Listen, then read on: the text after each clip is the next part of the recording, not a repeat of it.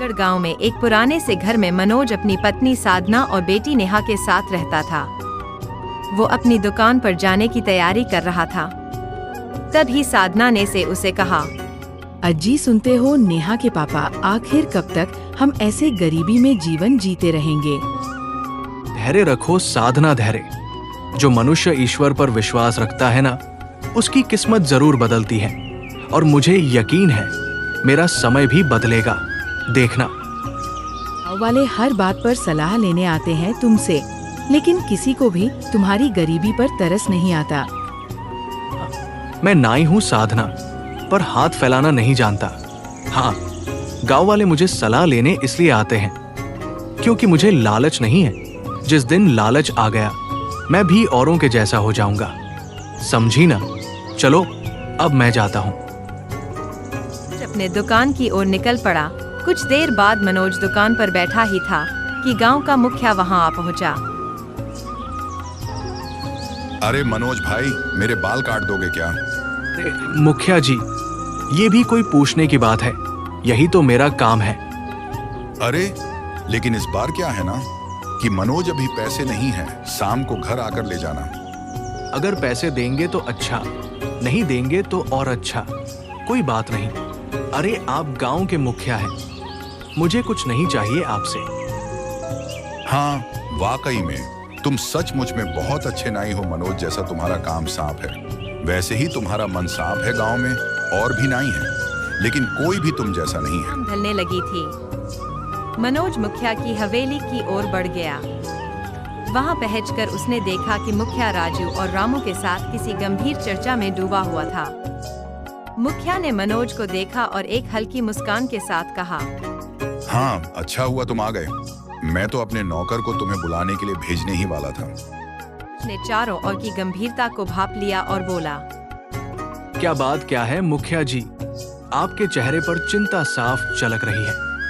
हाँ तुम सही समझे मनोज, तुम तो हमेशा से समझदार रहे हो और तुम्हारी सलाहों ने गांव का भला ही किया है हर बार। हाँ असल में बात यह है मनोज, गांव की सीमा पर एक चीता दिखाई दिया है। अब तक कई यात्रियों को मार चुका है वो। हाँ, और अब गांव वाले डरे हुए हैं, कोई भी यात्रा करने के लिए तैयार ही नहीं है और इसलिए व्यापार ठप पड़ गया है। हम सोच रहे थे कि हम सब गांव वाले मिलकर इसे खत्म कर दें। रात दरबार को भी खबर भेजी थी पर वहां से कोई जवाब नहीं आया। मुझे लगता है कि हमें थोड़ा और धैर्य रखना चाहिए। अगर हम गांव वाले यूं ही बिना योजना के उसकी ओर गए ना, तो हमारी एक छोटी सी गलती सबको मौत के घाट उतार सकती है। और अगर वो गलती हो गई तो वो चीता गांव के भीतर आ जाएगा अलग से, फिर हम सब के लिए बच पाना।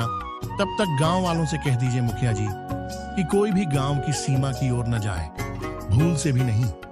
मनोज इतना कहकर वहां से चला गया। अगली सुबह जैसे ही मनोज की आंख खुली, उसने देखा कि मुखिया उसके घर में खड़ा था। मुखिया जी, आप सुबह सुबह सब ठीक तो है ना? अरे तुमने जो कल कहा था वो एकदम सही निकला मनोज। गांव की सीमा से एक शिकारी दल गुजर रहा था। उस चीता ने उन पर हमला कर दिया, लेकिन वो शिकारी बहादुर निकले। कड़ी मशक्कत के बाद उन्होंने उस चीता को मार गिराया, लेकिन शिकारी ने बताया कि वो चीता आम चीता नहीं था। उसे मारने में उनके भी पसीने छूट गए। अगर हम गांव वालों को भेज देते तो शायद बाप रे बाप कोई भी लौट के नहीं आता। मनोज वाकई में तुम्हारी सूझबूझ ने हम सब। इतना कहकर मुखिया वहां से चला गया। तभी गांव का युवक रत्ना मनोज के घर पहुंचा। मनोज चौंक कर रतन की ओर देखने लगा। उसकी नजरें रत्ना के हाथ पर गईं। तुम व्यापार के सिलसिले में गांव से बाहर रहते हो ना? बड़े अच्छे से पहचानता हूँ।